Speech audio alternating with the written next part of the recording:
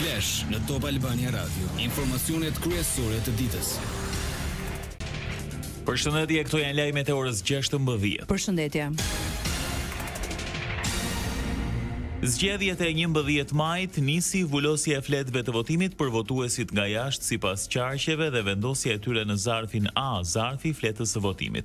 Kryekomisionere Ilirian Celibashi. Kemi filluar sot në mëngjes me futjen e fletëve të votimit në zarfin e fletës votimit, pra në zarfin A. Kemi autorizuar 12 përfaqësues të KQZ-s, anëtar të stafit, të cilët do të vulosin çdo fletë votimi. Janë dhe 2 anëtar të tjerë të stafit, të cilët bëjnë vendosjen e fletës votimit brenda zarfit. Mëtej Celibashi sqaroi.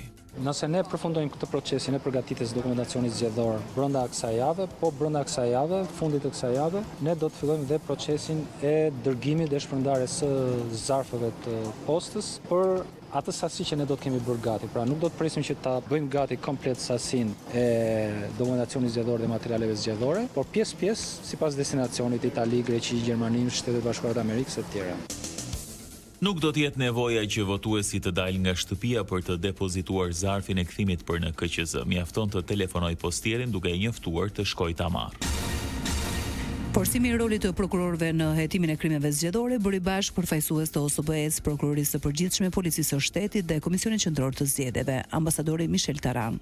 Çdo përpjekje kontribuon në një qëllim më të madh. Qëllimi ynë i përbashkët është i qartë. Të sigurohemi që shkeljet zgjedhore jo vetëm të identifikohen, por edhe të hetohen dhe ndiqen penalisht. Kryeprokurori Olcian Çela. Kemi vendosur që pranë Komisionit Qendror të Zgjedhjeve të ketë përfaqësues të Prokurorisë së Përgjithshme, një prokuror dhe një oficer i policisë gjyqësore, gjithashtu të tillë do të ketë edhe nga Prokuroria e Posaçme, çka do të lejojë që në kohë reale, duke qenë prezent pranë Komisionit Qendror të Zgjedhjeve, çdo lloj informacioni që lidhet me shkelje përgjatë procesit zgjedhor që kanë elementet e veprave penale të përcillen siç duhet në prokuroritë kompetente. Kreu i Komisionit Qendror të Zgjedhjeve Ilirian Celibashi kishte një thirrje. Dua t'ju bëj një thirrje partive politike, organizatave shoqërisë civile, po dhe kujtdo tjetër të cilët janë të interesuar apo kanë vëmendje të shtuar ose jo ndaj procesit zgjedhor, që të adresojnë të gjitha shqetësimet, problematikat të cilat ata konstatojnë në lidhje me zhvillimin e procesit zgjedhor. Kryeministri Rama paralajmëroi opozitën se do t'i dhëmbë shumë 11 maj. Rama e nisi ditën duke bashkëbiseduar me komentues në rrjetet sociale. Do dini shumë të trishtuar nga 11 maj. Lëreni procesin bëjt vetën. 30 ditë do duroni dhe pastaj do ta shihni se kujt do t'i trokasi noci ke dera, kujt do t'i shfaqe. Edhim Shkëndrijës.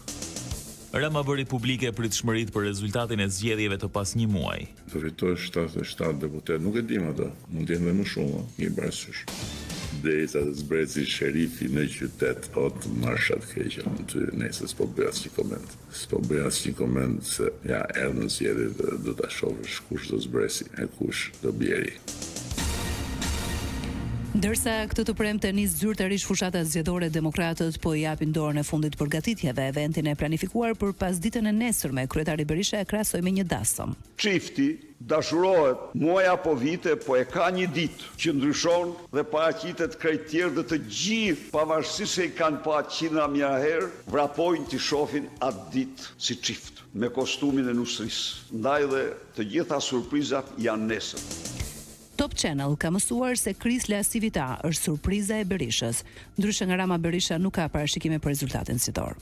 Unë nuk jap kur përqindje dhe numra, sepse unë nuk jam profet. Ajo çka bëj unë, të siguroj një mbështetje madhore kombëtare të qytetarëve shqiptarë dhe ndërkombëtare për fitoren e 11 maj. Nuk marr rol profeti. Erion Veliaj, mesazh në 2 mujorin e burgimit. Sot mbushen 2 muaj nga burgimi im pa gjyq larg familjes, gruas, djalit të vogël dhe nënës, por edhe larg punës në bashki e fushatës, 2 pasioneve të jetës sime. Kryebashkiaku i Tiranës shkruan se ende është pa akuzë për një anonimi që nuk ekziston. S'ka dalë askush që të kem korruptuar, ende askush që të më ketë korruptuar. Kush më njeh e di që në çdo ditë të punës time kam ndihmuar këdo, kudo e kurdo me ndershmëri. Belia i shpreh falënderime për mbështetjen. Presidenti i Republikës Bajram Begaj u shpall qytetar Nderi Gjilanit. Në nisje të vizitës traditore në Kosovë, Begaj u shpreh se e pranon me përulësi titullin që siç theksoi, ju takon gjithë shqiptarëve që në ditët më të vështira u qëndruan pranë familjeve nga Kosova. Siç thoi qyteti i Kosovës, Gjilani e di shumë mirë peshën e sakrificës dhe çmimin e lirisë, theksoi presidenti. Lajme nga bota.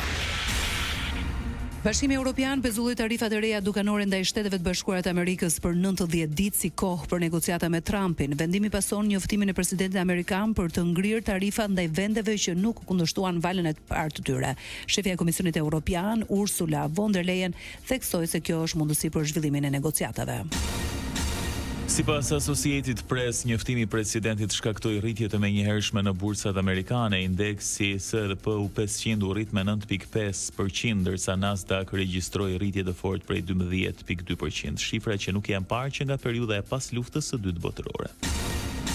Donald Trump sërish kërcënoi se do të përdor forcën ushtarake nëse Irani nuk bie dakord për t'i dhënë fund programit të tij bërthamor dhe theksoi se Izraeli do të jetë lider i çdo sulmi të mundshëm. Presidenti amerikan shtoi se nëse është e nevojshme, patjetër që Shtetet e Bashkuara do të përdorin forcën ushtarake. Art dhe kulturë. Akademiku Recep Qosja u shpall fituesi i çmimit Lumos Këndo për vitin e kaluar. Libri i tij Për lirinë, të vërtetën dhe të drejtën u vlerësua si vepra më e mirë në publicistik dhe eseistik. Çmimin Lumos Këndo e merr akademiku Recep Qosja për veprën e tij publicistike Për lirinë, të vërtetën dhe të drejtën, pasi përmes analizave të tij të mprehta dhe studimeve të thelluara në gjuhën shqipe, akademiku Recep Qosja ka dhënë një kontribut të çmuar në zhvillimin e mendimit kritik dhe forcimin e vetëdijes kombëtare.